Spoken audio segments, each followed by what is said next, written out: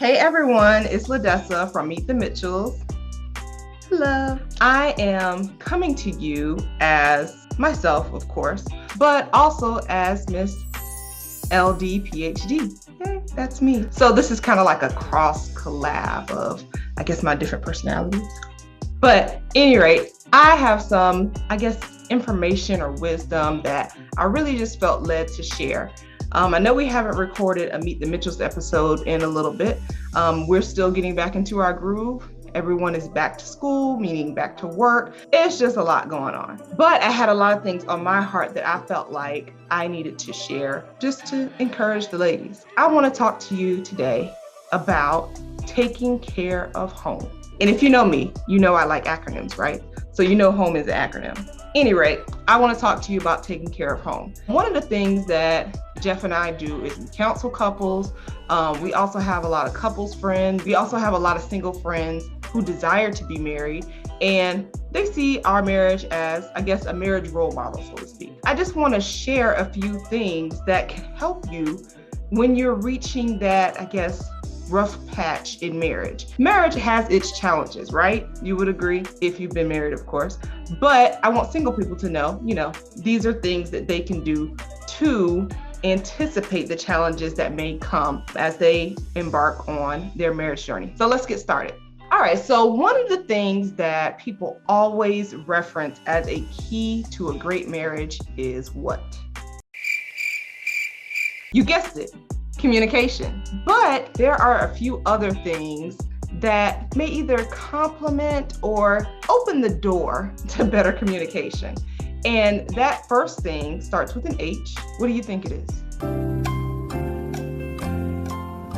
All right, you probably wouldn't guess it, but it's humility, right? I know that we as wives and women who go through marriage counseling or any type of counseling that's related to, I guess, being relational, we always hear that we have to be the bigger person. Or in marriage, in the context of marriage, it's you have to be submissive. A lot of women, especially if you're like me, we don't like that word submissive. We don't like to be submitting to anyone, right? Because we're strong women, we're independent women, yeah, all that good stuff. But I want you to look at, just completely erase the word submissive right now. I want you to think about humility, right? So when you think of humility, you think of someone who's nice, who's kind. Some people may even think of them as passive, right? I don't want you to think of it in that sense. I want you to think of a moment where you had to be humble, not humbled, but humble, where you don't necessarily think lowly of yourself, but you tend to hold back a little in order to give someone or something else preference, right? That's one of the things I always tell women when we're in counseling. Give your husband preference.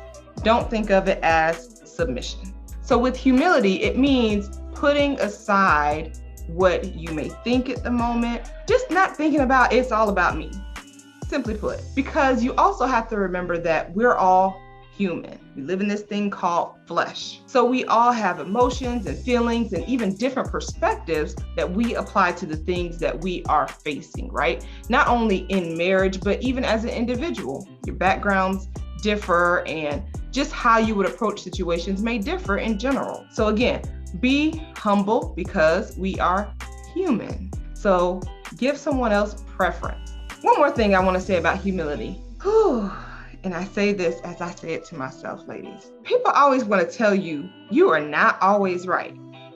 But sometimes you know that you are right? Yeah. I will admit, I've had those moments in my marriage where I know I'm right and he needs to listen to me. But there's moments where you just won't get through, or you have to take it to his supervisor, which if you're in a relationship with a God-fearing man, his supervisor is the Lord. So just know that humility comes through a lot of self-control and prayer. I'm not gonna lie, I prayed a lot. So when that seems like there's a situation where, for whatever reason, maybe I can't even communicate or articulate to my husband that, hey, this is how we should be going about this. If I can't say it in a way that isn't rude or disrespectful, then I just keep it to myself. then I take it to his supervisor and let his supervisor deal with him.